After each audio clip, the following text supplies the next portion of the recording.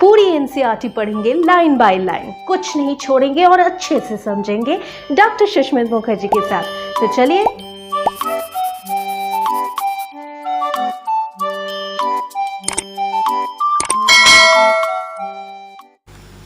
Welcome to biosphere students. मेरा नाम है डॉक्टर सुष्मित मुखर्जी।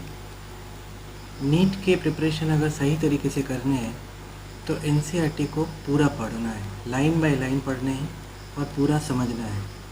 तो चलिए शुरू करते हैं आज का class 11 chapter 2 biological classification chapter से। चलिए, पहला लाइन चैप्टर क्या बोल रहा है? Since the dawn of civilization, there have been many attempts to classify living organisms.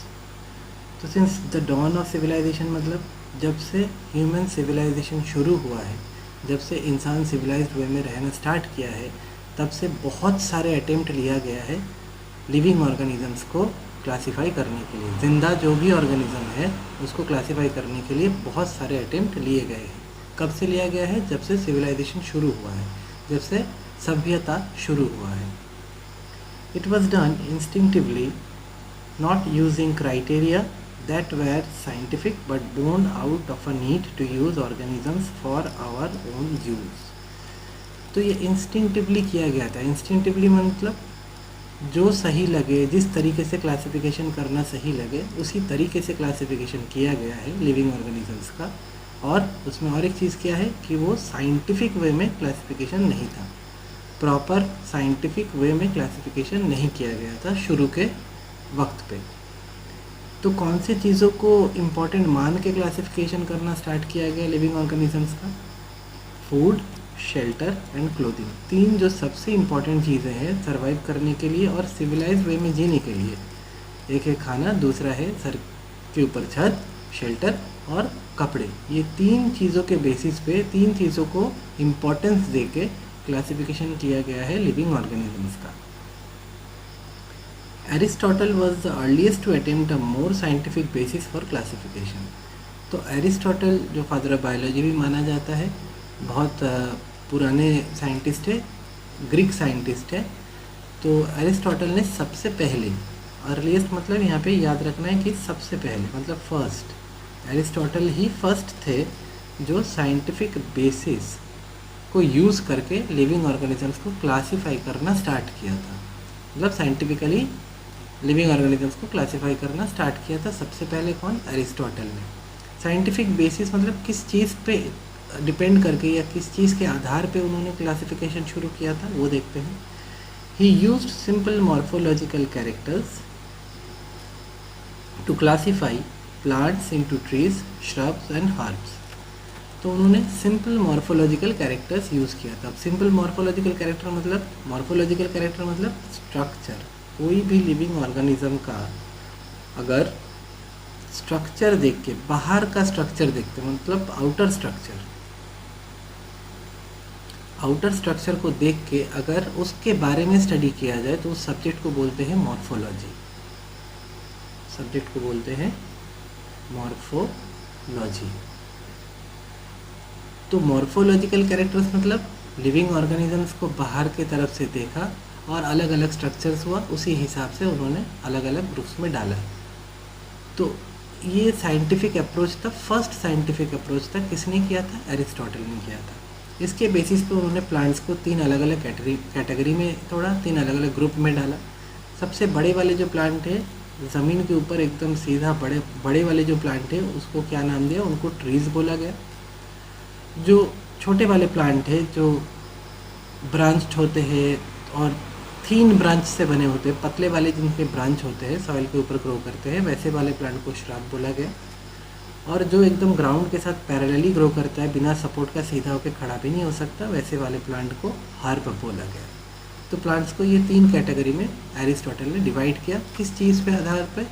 कि एक्सटर्नल स्ट्रक्चर को देख के। एनिमल्स को भी उन्होंने नहीं छोड़ा, एनिमल्स को भी क्लासीफाई किया। He also divided animals into two groups, those which have read blood and those that did not have. मतलब जो रेड ब्लड कंटेन करता है, जो एनिमल के बॉडी फ्लूइड का कलर बॉडी के अंदर फ्लूइड सारे लिविंग ऑर्गेनिजम्स के ही रहेंगे, बहुत सारे इनके फंक्शंस हैं। तो ये बॉडी फ्लूइड का कलर अगर रेड हुआ मतलब उस पर क्या बॉडी फ्लूइड प्रेजेंट है, मेनली ब्लड प्रेजेंट है। तो ब्लड जिसमें प्रेजेंट है रेड कलर का जो प्रेजेंट है वो एक ग्रुप हुआ, और जिसमें ब्लड प्रेजेंट नहीं है दूसरा कलर का बॉडी फ्लूइड प्रेजेंट है वो अलग एक ग्रुप हुआ। तो एरिस्टोटल ने क्या किया, यहाँ पे क्या क्या याद रखने, एरिस्टोटल ने सबसे पहले साइंटिफिक बेसिस से क्लासिफिकेशन स्टार्ट किया। उन्होंने सिंपल मॉर्फोलॉजिकल कैरेक्टर को यूज़ किया क्लासीफाई करने के लिए। प्लांट्स और एनिमल्स दोनों को ही क्लासीफाई किया गया। प्लांट्स को 3 अलग अलग ग्रुप में बांटा गया, ट्रीज, श्रब्स एंड हर्ब्स, और एनिमल्स को 2 अलग अलग ग्रुप में, red blooded and non red blooded group. ऐसे करके अरिस्टोटल ने ये क्लासिफिकेशन करने का जो साइंटिफिक बेसिस से क्लासिफिकेशन करने का जो सिलसिला था वो शुरू किया। उसके बाद लिनस आए और एक साइंटिस्ट है कैरोलस लिनस। इन्होंने क्या किया, टू किंगडम क्लासिफिकेशन इन्होंने ही प्रपोज किया था। मतलब 2 किंगडम वाले जो क्लासिफिकेशन है, एक का नाम हो गया प्लांटी और दूसरे का नाम हो गया एनिमलिया, ऐसे वाले क्लासिफिकेशन कैरोलस लिनस ने स्टार्ट किया था। In Linnaeus time a 2 kingdom system of classification was Plantae with plantae and animalia kingdoms was developed that included all plants and animals respectively। मतलब सारे जितने भी प्लांट्स है जितने भी एनिमल्स है प्लांटी और एनिमल किंगडम में उन्होंने डिवाइड कर दिया और 2 किंगडम क्लासिफिकेशन सिस्टम नाम दिया, और 2 किंगडम के नाम क्या हुए, प्लांटी और Animalia. Kingdoms was developed that included all plants and animals respectively। This system did not distinguish between the eukaryotes and prokaryotes। उनका जो 2 किंगडम क्लासिफिकेशन था वो सिस्टम में उन्होंने डिस्टिंग्विश नहीं किया मतलब डिफरेंस को उन्होंने इम्पोर्टेंस नहीं दिया। डिस्टिंग्विश मतलब डिफरेंस को उन्होंने इम्पोर्टेंस नहीं दिया। किस चीज़ का डिफरेंस को, प्रोकैरियोट्स और यूकैरियोट्स के बीच में जो डिफरेंस है उनको उन्होंने इम्पोर्टेंस नहीं दिया। यूनिसेलुलर मल्टीसेलुलर ऑर्गेनिजम्स को भी उन्होंने एक ही ग्रुप में डाल दिया, अलग नहीं किया। या फोटोसिंथेटिक एंड नॉन फोटोसिंथेटिक, मतलब जो खुद का खाना खुद बनाते हैं ऑटोट्रॉपिक भी बोला जाता है फोटोसिंथेटिक को, और नॉन फोटोसिंथेटिक मतलब हेटरोट्रॉपिक जो है, उन सारे चीज़ों में उन्होंने कोई डिफरेंस नहीं किया। तो ये हो गया हमारे लिमिटेशंस, इसको बोला जाता है लिमिटेशन या ड्रॉबैक, जिसके वजह से ये सिस्टम पूरा ठीक नहीं था। 2 किंगडम क्लासिफिकेशन पूरा करेक्ट नहीं है, क्यों, क्योंकि उनमें कुछ लिमिटेशंस है, कुछ ड्रॉबैक्स है। क्या क्या है कि उन्होंने डिस्टिंग्विश नहीं किया यूकैरियोट प्रोकैरियोट के बीच में, यूनिसेलुलर मल्टीसेलुलर के बीच में, और फोटोसिंथेटिक नॉन फोटोसिंथेटिक ऑर्गेनिजम्स के बीच में। तो इसी तरीके से उन्होंने 2 किंगडम क्लासिफिकेशन प्रपोज किया जो प्लांटी और एनिमलिया किंगडम से बना हुआ है। आगे देखते हैं। Classification of organisms into plants and animals was easily done and was easy to understand, but a large number of organisms did not fall into either category। तो क्लासिफिकेशन ऑफ ऑर्गेनिज्म करना plant में और animal में काफ़ी easy है, देख के ही कर दिया जा सकता है। तो 2 किंगडम क्लासिफिकेशन बहुत ही इजी था। इसका एडवांटेज क्या था कि ये बहुत इजी था, इजीली क्लासिफिकेशन किया जा सकता है। लेकिन कुछ ऑर्गेनिजम्स थे, कुछ नहीं बहुत ज़्यादा, लार्ज नंबर ऑफ ऑर्गेनिजम्स ऐसे भी मिले जो दोनों कैटेगरी में से किसी में फिट नहीं बैठते हैं, ना तो वो प्लांट है ना वो एनिमल है। तो उनका क्या करना है, तो ये इसके बारे में आगे देखते हैं क्या लिखा हुआ है। Hence the 2 kingdom classification used for a long time was found इनएडिक्वेट। तो ये 2 किंगडम क्लासिफिकेशन जो बहुत टाइम तक चला, ये 2 किंगडम क्लासिफिकेशन ऐसा नहीं है कि होते ही कैंसिल हो गया, ये बहुत टाइम तक चला, लॉन्ग टाइम तक ये चला। लेकिन आगे जाके क्या मिला कि नहीं, ये सफिशिएंट नहीं हो रहा है। लार्ज नंबर ऑफ ऑर्गेनिज्म मतलब बहुत सारे ऑर्गेनिजम्स ऐसे मिल रहे हैं जिनके ऐसे कैरेक्टर्स है, ना तो प्लांट में पूरा फिट बैठता है ना एनिमल किंगडम में पूरा फिट बैठता है। तो इसीलिए क्या हुआ, besides gross morphology a need was also felt for including other characteristics like cell structure, nature of the wall, mode of nutrition, habitat, methods of reproduction, evolutionary relationships etc। मतलब क्या है कि ग्रॉस मॉर्फोलॉजी को मान के ही Plantae और animal kingdom को किया गया है। ग्रॉस मॉर्फोलॉजी बाहर का स्ट्रक्चर देख के ये क्लासिफिकेशन चल रहा था तब तक, 2 किंगडम क्लासिफिकेशन जब बना था। लेकिन आगे जाके और भी कैरेक्टर्स को इम्पोर्टेंस देना स्टार्ट हो गया, उनको भी इंक्लूड किया गया क्लासिफिकेशन को करने के लिए लिविंग ऑर्गेनिजम्स का। वो कौन से कैरेक्टर्स है ये बारीकी से देखना है। सेल का स्ट्रक्चर मतलब किस टाइप का सेल है, उसका structure. Nature of the wall मतलब सेल वॉल प्रेजेंट है या सेल वॉल एब्सेंट है। सेल वॉल अगर प्रेजेंट है तो कौन से मटेरियल से ये सेल वॉल बना है, ये चीज़। मोड ऑफ न्यूट्रिशन, वो खाना कैसे जुगाड़ करता है, वो लिविंग ऑर्गेनिज्म है ऑटोट्रॉपिक है या हेटरोट्रॉपिक है। हेटरोट्रॉपिक है तो किस तरीके का मेथड यूज़ कर रहा है अपना खाना जुगाड़ करने के लिए। हैबिटेट, वो रहता कहाँ है, एक्वाटिक है या लैंड में रहता है। एक्वाटिक है तो सी वाटर में रहता है या फ्रेश वाटर में रहता है। तो सारे चीज़ों को कंसिडर करना शुरू किया गया। और क्या है, मेथड ऑफ रिप्रोडक्शन, कैसे रिप्रोड्यूस करते हैं, नेक्स्ट जनरेशन को कैसे रिप्रोड्यूस करके बनाता है। और एवोल्यूशनरी रिलेशनशिप, मतलब एक ऑर्गेनिज्म धीरे धीरे करके इवॉल्व किया है तो एंसेस्टर के साथ उसका जेनेटिक सिमिलैरिटी होगा, मतलब डीएनए के ज़्यादातर पोर्शन के सिमिलैरिटी होंगे। तो इसके बेसिस पे कौन किसका एंसेस्टर है, ये जो ढूंढना, ये रिलेशनशिप जो ढूंढना है थ्रू आउट द एवोल्यूशन जो हो रहा है, उसको एवोल्यूशनरी रिलेशनशिप बोलते हैं। तो इतना सारा इंपॉर्टेंट फैक्टर्स को बाद में यूज़ किया गया क्लासिफिकेशन को और भी ज़्यादा साइंटिफिक बनाने के लिए। और जो लार्ज नंबर ऑफ ऑर्गेनिजम्स थे जो प्लांट एनिमल दोनों किंगडम में ही फिट नहीं बैठ रहे थे, उनके लिए भी ये एसेंशियल था।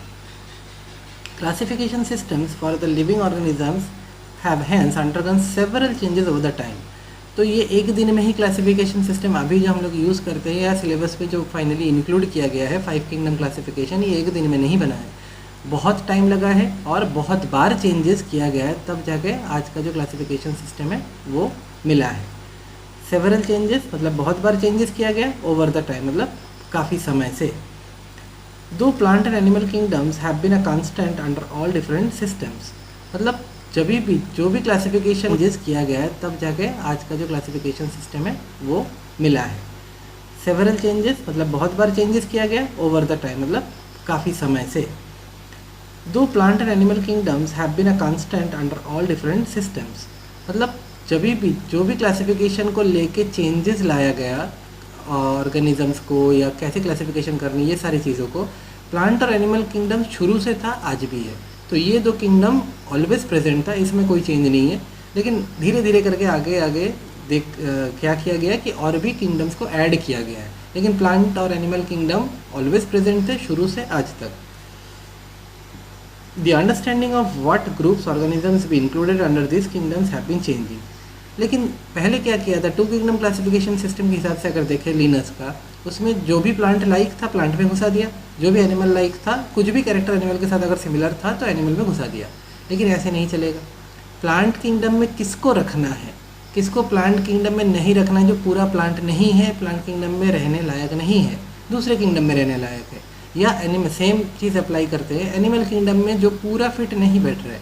कुछ कैरेक्टर शायद एनिमल जैसा है लेकिन बाकी बहुत सारे कैरेक्टर्स हैं जो एनिमल जैसे भी नहीं है, तो उनको उस 2 किंगडम से, प्लांट किंगडम और एनिमल किंगडम से निकाल के दूसरे ज़्यादा अप्रोप्रिएट वाले, ज़्यादा फिट वाले किंगडम में डालना है।